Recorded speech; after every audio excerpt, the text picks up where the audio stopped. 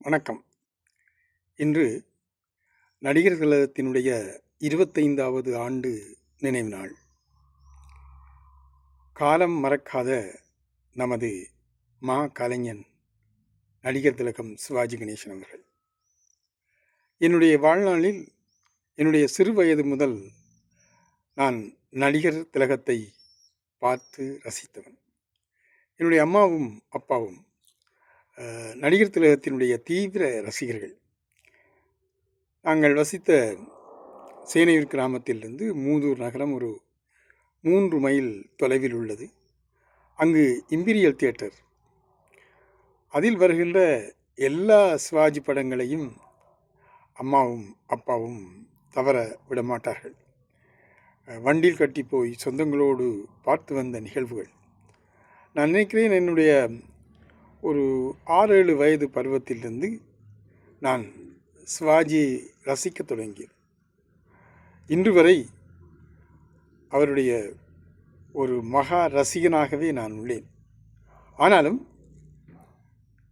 தமிழ் திரைப்பட வரலாற்றில் சிவாஜி கணேசனுடைய சாதனை என்ன என்று ஒரு கேள்வி எழுப்புவோமாக இருந்தால், தமிழ் சினிமாவின், தமிழ் திரைப்பட துறையின், தமிழ் சினிமாவுக்கான ஒரு நடிப்பு முறைமையை கண்டுபிடித்தவர் சிவாஜி கணேசன். அப்படியானால் அந்த நடிப்பு எங்கிருந்து வந்தது? நம்முடைய தமிழர் மரபு என்பது, அல்லது தமிழர் மரபிலே கலைகளின் உருவாக்கம் என்பது கிட்டத்தட்ட 3000 ஆண்டுகளுக்கு முன்னரான ஒரு வரலாற்று ஓட்டத்தை நாம் காண முடியும். சங்க இலக்கியம் நமக்கு பல செய்திகளை தருகிறது.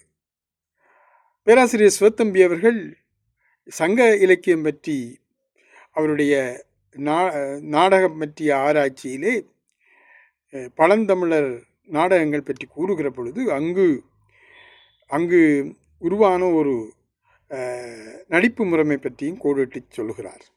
கோடியர், கண்ணுளர், வைரியர் என்று வருகின்ற ஒரு பாடினி, பாணன், இப்படி வருகிற ஒரு நடிப்பு முறைமையை நாம் சங்க இலக்கியத்தில் பார்க்கிறோம். தொகு சொற்கோடியன், நாம் பின்னாளிலே காணுகிற கட்டியக்காரனுடைய ஒரு மூத்த பிரதிநிதியாக நாம் தொகு சொற்கோடியனை சொல்லலாம். ஆகவே ஒரு நடிப்பு, தமிழிலே நடிப்பு என்பது சங்க இலக்கியத்திலிருந்து தொடர்கிற அல்லது 3000 ஆண்டுகளுக்கு முன்னரான ஒரு மரபை கொண்டுள்ளது. கிரேக்க நாடக மரபிலே நாம் பார்க்கிறோம், தெஸ்பிஸ் என்கிற முதல் நடிகன் பற்றி பேசப்படுகிறது. அதுவும் கிட்டத்தட்ட ஒரு 3000 ஆண்டுகள் ஒரு பாரம்பரியத்தையும் வரலாற்றையும் கொண்டது. ஆகவே உலகத்தில் தொன்மையான கலை மரபுகள் தோன்றிய இடமாக நம்முடைய தமிழ் மரபு தொடர்கிறது. அந்த மரபினுடைய, தமிழ் சினிமாவினுடைய நடிப்பு பிரதிநிதியாக, அந்த மரபினுடைய நீட்சியாகத்தான் நாம் தமிழ் திரையிலே சிவாஜி கணேசனை பார்க்க முடியும். அவருடைய பராசக்தி முதல் படையப்பா வரையிலான ஒரு நீண்ட, கிட்டத்தட்ட தமிழ் திரையுலகிலே 350 படங்களுக்கு மேல் நடித்து புகழ்பெற்ற ஒரு நடிகர். அவருடைய நடிப்பு பாணி என்பது நான் ஏற்கனவே குறிப்பிட்டதைப் போல ஒரு நடிப்பு முறைமையை கண்டுபிடித்தவர். அதாவது தமிழுக்கான, ஒரு தமிழ் திரைக்கான ஒரு நடிப்பு முறைமை. மேலைத்தேய மரபிலே நாம் பலரை பார்க்கிறோம். இந்த நடிப்பு முறைமைகள் பற்றி பேசுகிற பொழுது நாம் பெரும்பாலானவர்கள் குறிப்பிடுவது ஸ்டானிஸ்லாவ்ஸ்கியை, அவருடைய முறை நடிப்பு. நாட்டிய சாஸ்திரம் பல்வேறு வகையான ரசக்கோட்பாடுகளை சொல்கிறது. அது ஒரு வட இந்திய மரபில் அல்லது இந்திய மரபினுடைய ஒரு ஒரு ஒரு ஒரு ஒரு நடிப்பு முறைமையை பல்வேறு வகையாக சொல்லுகிறது. தொல்காப்பியம் வெண்பான் சுவைகளை பற்றியும் 32 வகை மெய்ப்பாடுகளை பற்றியும் கூறுகிறது. சிவாஜி கணேசனுடைய நடிப்பை நாம் பார்க்கிற பொழுது தொல்காப்பியர் சொல்லுகிற 32 வகையான மெய்ப்பாடுகளுக்கு மேலாக அவருடைய நடிப்பு மெய்ப்பாடுகளை நாம் பார்க்கிறோம். மெய்ப்பாடு என்றால் அதாவது உடல் மொழி சார்ந்தது. நடிப்பு என்பதும் உடல் மொழி சார்ந்தது.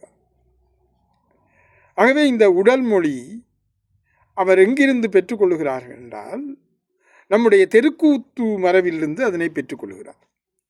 நம்முடைய சங்க இலக்கியத்திலிருந்து வருகிற போது நமக்கு கலித்தொகை தருகிற விரலியராட்டம், சிலப்பதிகாரத்தில் மாதவி ஆடுகிற 11 வகை ஆடல்கள், அங்கே நமக்கு அந்த நடிப்பு முறைமை அதனுடைய தொடர்ச்சி பேசப்படுகிறது. ஆகவே இங்கே தெருக்கூத்திலே வருகிற அந்த உடல் மொழி அது தமிழ் சினிமாவுக்கான உடல் மொழியாக மாற்றப்படுகிறது. அது சிவாஜி கணேசன்.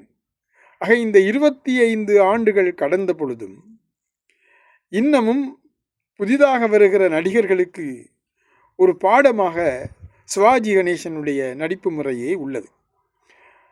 ஆகவே சிவாஜியை மறுத்துவிட்டு நாம் தமிழில் நடிப்பு என்பதை பற்றி பேச முடியாது. ஆகவே சிலர் குறிப்பிடலாம் அவர் மிகை நடிப்பு என்பது. நடிப்பிலே மிகை நடிப்பு என்பது உண்டு என்ற ஒன்றே கிடையாது. நடிப்பு தான். அதில் பல்வேறு வகையான நடிப்பு முறைமைகள் உள்ளன. மேலத்திய மரபிலே சொல்லார்கள் ரொமான்டிக் ஆக்டிங், மனோரதிய, தமிழில் அதை சொன்னோம் என்றால் மனோரதிய நடிப்பு, மெலோட்ராமேட்டிக் ஆக்டிங், அதே மாதிரி ரியலிஸ்டிக் ஆக்டிங் யதார்த்த நடிப்பு, நான் ரியலிஸ்டிக் ஆக்டிங், அது மாதிரி உடற்பொறிமுறை நடிப்பு, மேற்கோளுடைய அந்த உடற்பொறிமுறை நடிப்பு.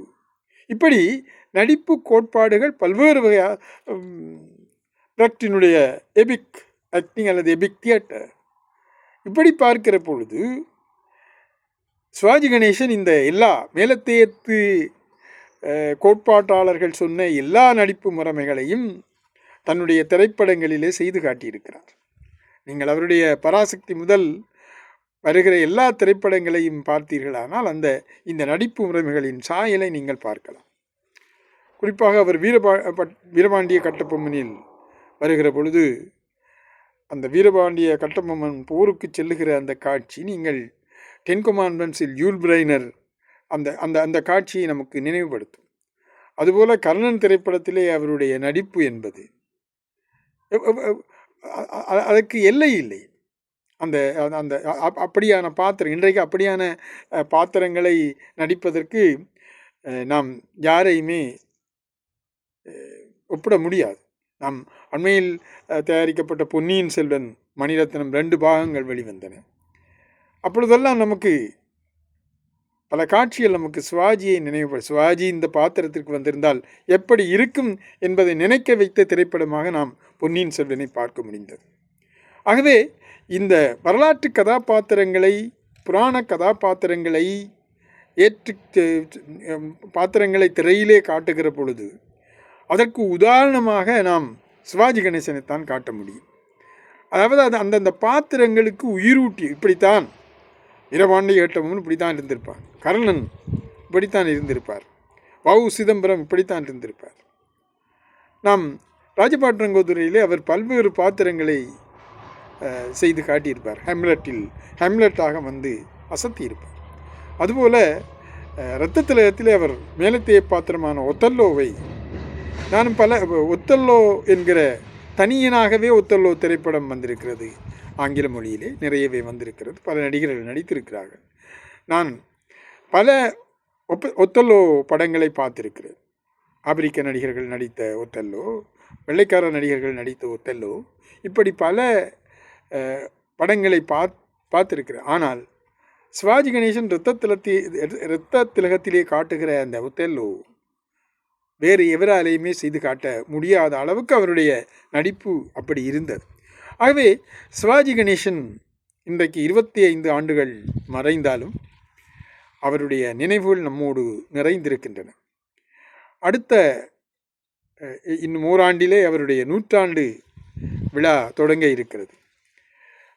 அந்த 100ஆண்டு விழாவை நாம் உலகம் முழுவதும் வாழுகிற தமிழர்கள் கொண்டாட வேண்டும், மிகச்சிறப்பாக கொண்டாட வேண்டும்.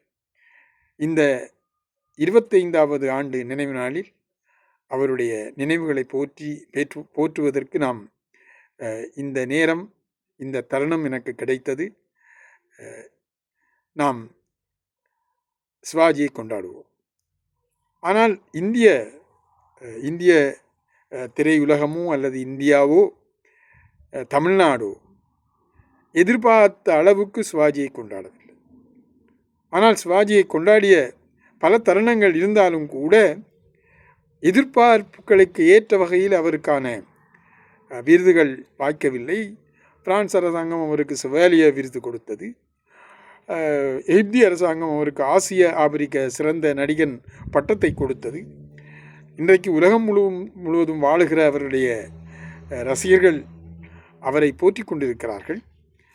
அந்த நடிகனை நாம் கொண்டாடுவோம். அந்த நடிகனுக்கு நாம் பெருமை சேர்ப்போம். இந்த 25வது ஆண்டு நினைவு நாளில் அவர் நினைவுகளோடு நாம் பயணிப்போம். நன்றி, வணக்கம்.